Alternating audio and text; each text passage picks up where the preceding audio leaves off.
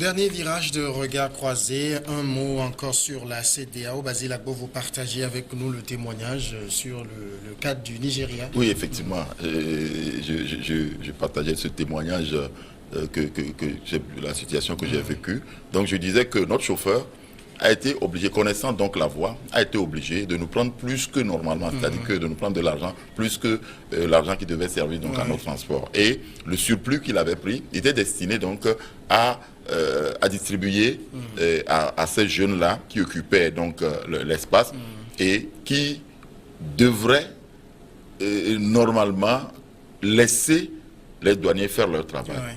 Mais ils ont pris le travail des douaniers et c'est leur checkpoint que vous devez traverser.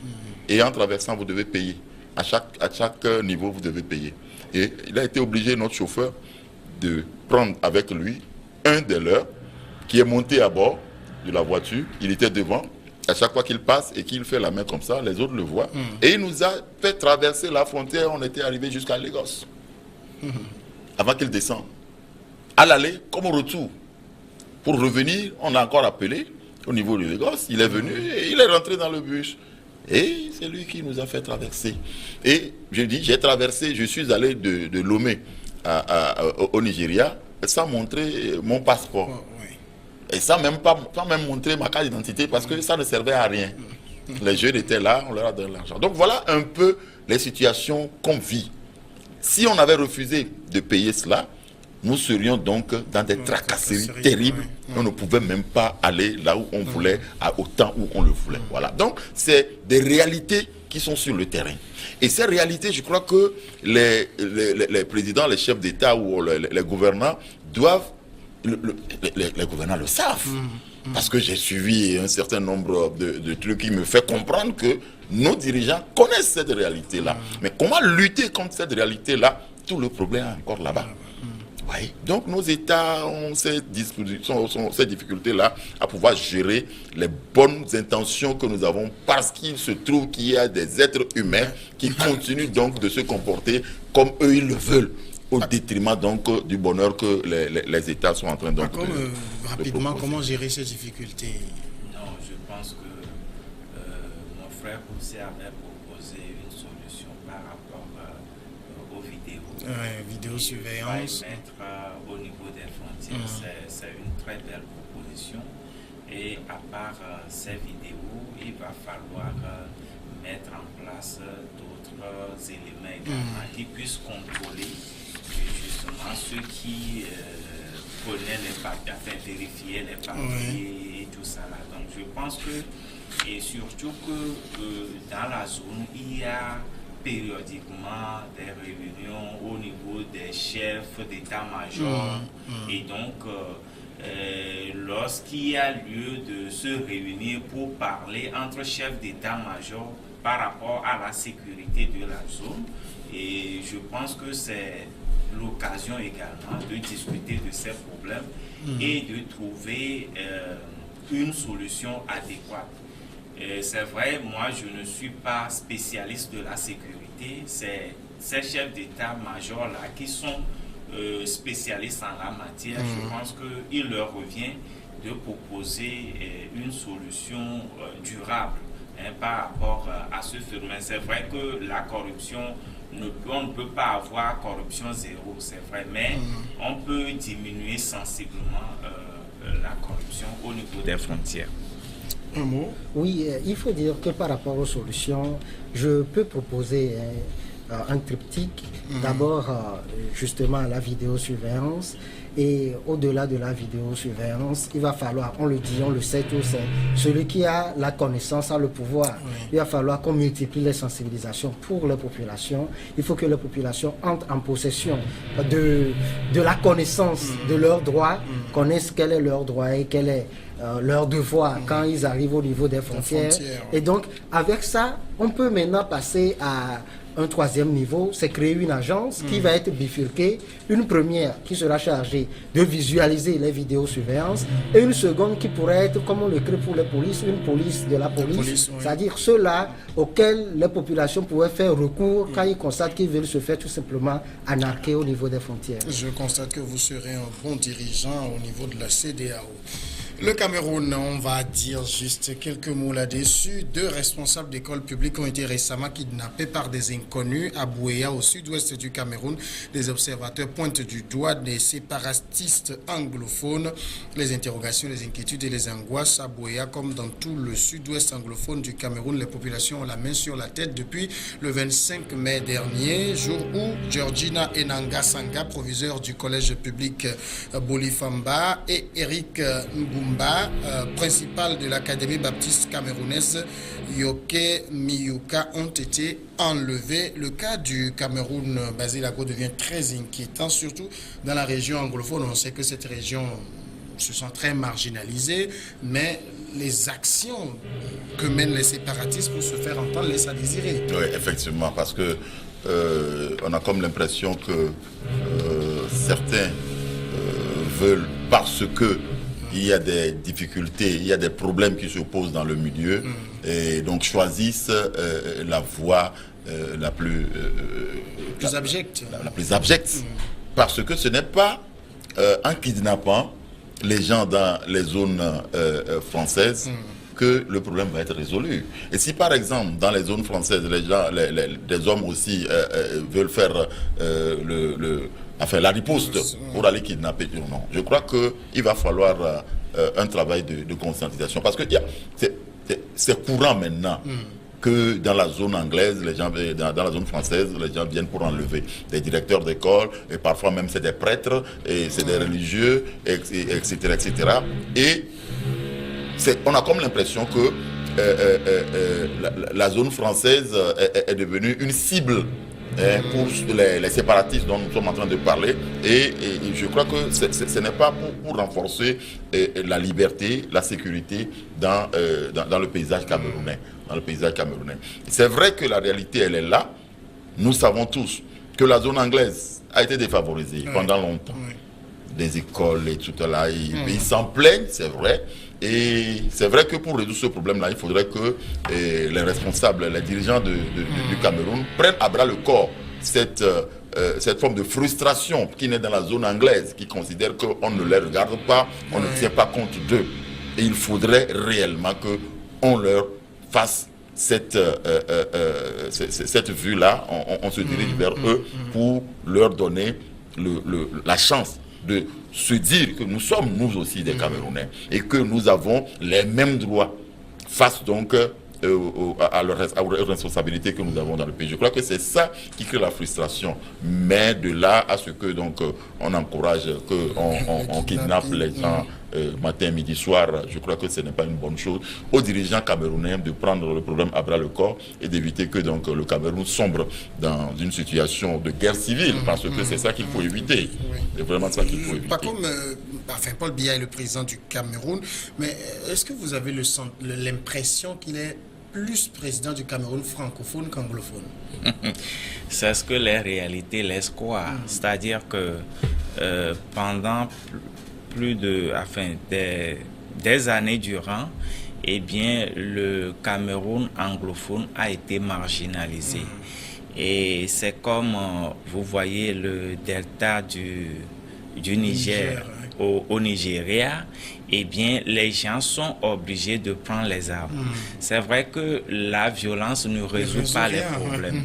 Mais parfois, les gens estiment, c'est le dernier recours. Les gens estiment, à tort ou à raison, qu'en prenant les armes, ils peuvent renverser les rapports de force. Parce que lorsque même vous allez en discussion, vous rentrez dans un dialogue par exemple, eh bien, les rapports de force pèsent dans la prise des décisions, dans la conclusion du dialogue. C'est pour cela que parfois, les gens estiment que en prenant les armes, ils peuvent essayer de renverser la tendance, puisque depuis fort longtemps, les habitants du Cameroun anglophone réclament leurs droits, réclament à ce qu'il y ait une certaine...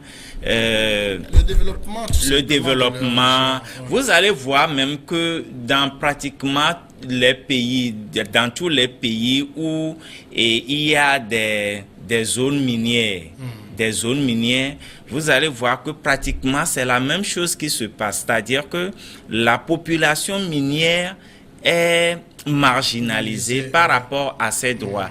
C'est peut-être la même chose qui se passe au niveau du Cameroun, sauf que à ce niveau, eh bien, les gens ont réussi à prendre des armes. Je ne dis pas que prendre les armes est une bonne chose, mais je pense que nous n'avons pas la même façon de concevoir les choses. Lorsque moi, je pense que la violence ne résout pas les problèmes, ailleurs, la preuve a montré que la violence a pu résoudre les problèmes. Donc, je pense qu'au niveau du Cameroun, il fallait que le président Paul Biya essaie de recadrer les choses en essayant d'équilibrer la balance. Parce que lorsque la balance est déséquilibrée, il va de soi que les gens soient frustrés. Et c'est la frustration justement qui amène les gens à prendre des armes. Abel Clouset, c'est le problème camerounais. C'est vrai que le Cameroun se prépare à des élections, mais est-ce que c'est la partition qui va être la solution? C'est le fédéralisme qui va être la solution? Il faut dire que les Camerounais anglophones se sont sentis floués dans la mesure où ils étaient dans la même situation que le Togo britannique. Oui. Et qu'à un moment donné, c'était la fédération et après l'union. Mais on a constaté que, je dirais, par l'irresponsabilité de certaines personnes, je suis un peu dur, je le reconnais, mais c'est un peu ça, on est arrivé là où nous sommes aujourd'hui. Ce qui se passe au Cameroun, c'est un peu, ça fait partie des symptômes de faillite d'un homme, d'un monsieur, Paul Biya, qui est en tout cas au sommet de l'État depuis les années 62 et qui officiellement a pris les rênes de l'État depuis 82, si j'ai bonne mémoire. Et ce monsieur, je me rappelle qu'autour de ce plateau, on l'avait dit, il se permet de passer plusieurs mois, parfois plus d'un trimestre, à l'étranger, alors qu'il est chef d'État. Et en 4 ans, c'est quelqu'un qui est capable de n'organiser que 3 conseils de ministres. Il réussit l'exploit d'organiser 3 conseils de ministres en 4 ans. Et là encore, même si je me rappelle qu'on l'avait dit le jour-là, ce n'est pas une obligation d'organiser le conseil des ministres et que même souvent c'est ennuyeux. Je n'ai jamais participé. Mais quand j'ai lu mes aînés qui sont constitutionnalistes et tout, surtout français, que le gouvernement a associé au conseil des ministres et tout, on constate que c'est ennuyeux et certains anciens ministres témoignent que la plupart des décisions prises sont sues avant même le conseil des ministres. Mais aujourd'hui, nous sommes dans une période où on parle de gestion managériale de l'État. C'est un peu comme en privé. On ne peut pas imaginer que dans une société privée, qu'on ait à peine une réunion des dirigeants par an. On ne peut pas l'imaginer. Quelle qu'en soit la lourdeur des décisions prises dans ces sociétés privées, on ne peut pas un seul instant imaginer qu'on puisse passer toute une année. Or, Paul Biya a réussi l'exploit de faire parfois 3 ans sans faire de conseil des ministres. On ne peut pas l'imaginer. Au Cameroun, le conseil des ministres, c'est un événement. Justement, c'est un événement. Comme la présence de Biya au Cameroun, c'est également un autre événement. Sa présence dans le pays où il est président de la République, c'est un événement. Vous nous avez une fois rappelé le titre d'un journal camerounais quand Paul Biya est rentré, on a écrit Biya est de retour. Voilà, Biya est là. Voilà, Biya est là avec sa femme Chantal et tout. Et ça, c'est le quotidien national. Ce n'est même pas une parodie d'une presse privée, non. Et donc, vous verrez que ce qui se passe au Cameroun anglophone, si on n'a pas un homme un peu plus, je ne dis pas que Paul Biya est irresponsable, peut-être que sous le poids de l'âge, il devait quand même céder la main. Et si on a un gouvernement efficace, on va commencer par rassurer les anglophones, parce que ce qu'ils posent comme doléance est légitime. Vous ne pouvez pas être du monde anglophone et que vous allez utiliser les lois qui sont en français. Que si vous prenez les lois pénales par exemple, elles sont d'application stricte. C'est-à-dire que le juge n'a pas le droit de disposer là où la loi n'a pas disposé. Mais comment est-ce qu'on peut organiser un procès en anglais et utiliser des textes qui sont en français? Ça pose un problème. Et donc, ce sont des gens qui ont le droit de manifester. Maintenant qu'ils aillent jusqu'aux enlèvements et tout, ce n'est pas la première fois. En février, on avait enlevé un préfet également. Mais vous verrez que c'est peut-être des mouvements épars, parce que c'est un peu un mouvement coordonné en tant que tel, ce sont des mouvements épars où chacun soit essaie de profiter de la situation, parce qu'il y a eu des rançons qui sont demandées, ou ce sont des personnes qui essaient d'apporter leur pierre à la lutte, c'est-à-dire à l'édifice commun. Et donc, quoi qu'il en soit, ce sont des choses qu'il faut condamner parce que ces personnes enlevées ont également des familles, ce sont des gens qui seront peut-être traumatisés. Il faut voir les conditions dans lesquelles elles sont mises, comment est-ce qu'elles sont traitées. Et donc, prions ou souhaitons, parce que parfois quand on prie, souhaitons qu'il y ait une gouvernance responsable au Cameroun et que très rapidement on ouvre un dialogue franc et sincère avec la partie anglophone de ce pays qui ne mérite pas ce qu'on l'a fait vivre jusqu'à présent. D'accord. Dernier sujet de ce soir, c'est sur le Togo. Vous noterez que c'est l'une des rares fois où on aborde le Togo en 10 minutes. Fort Gnassingbé aux commandes du MUTA, quel impact sur le pays? Le MUTA, c'est le marché unique du transport aérien africain ouvert.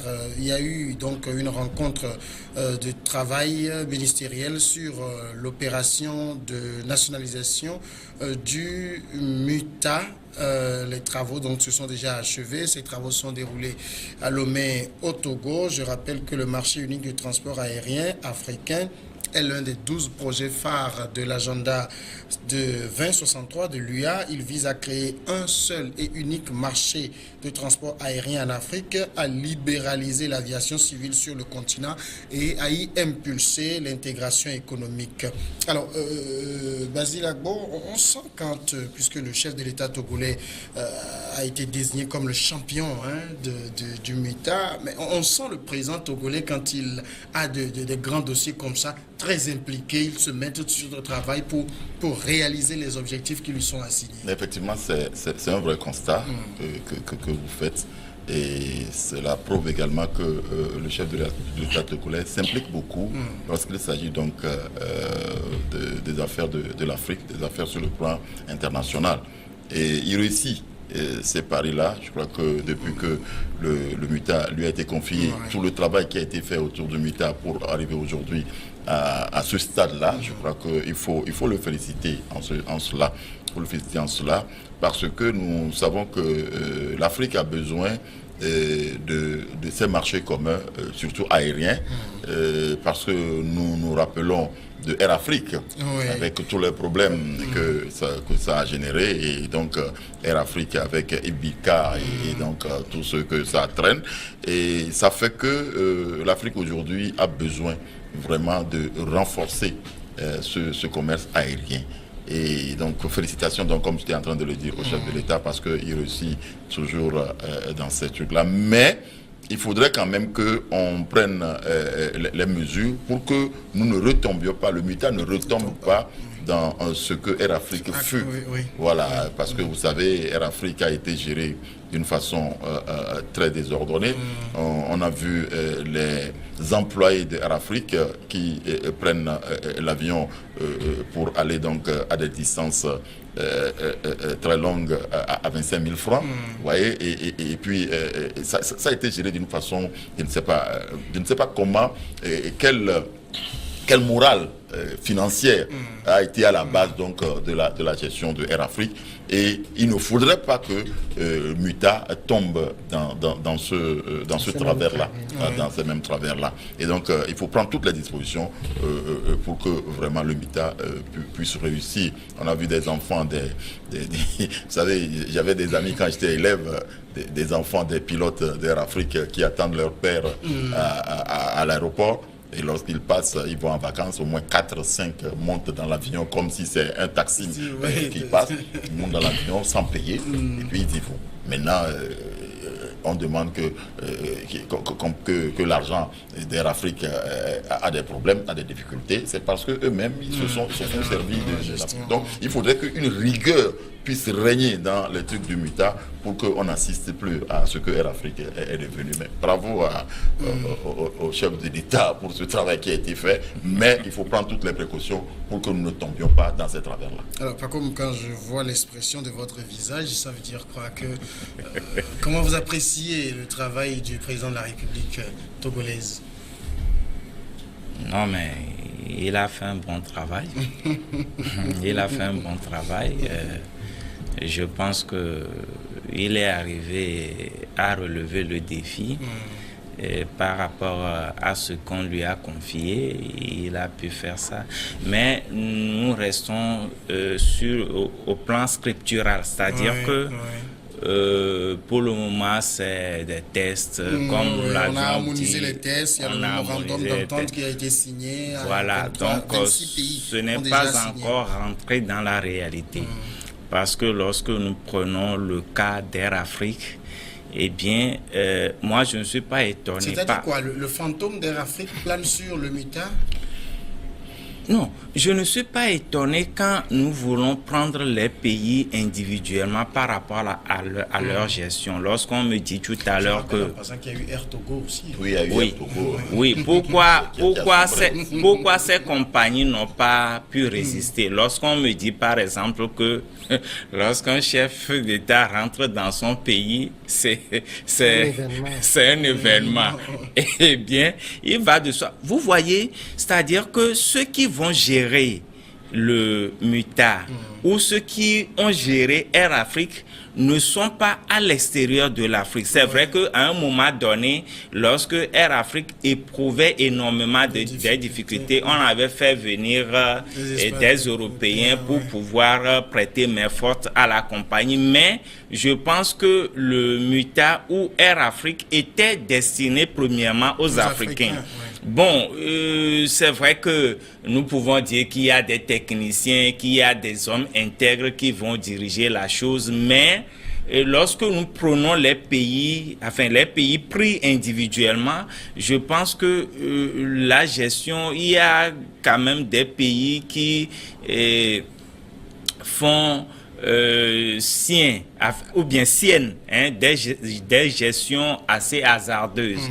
Et lorsqu'on va propulser, on va catapulter des gens à la tête du MUTA pour pouvoir le diriger, alors que ceux qui sont à la base de sa promotion gèrent leur pays de façon catastrophique, il va de soi qu'on retombe dans les mêmes erreurs. C'est pour cela que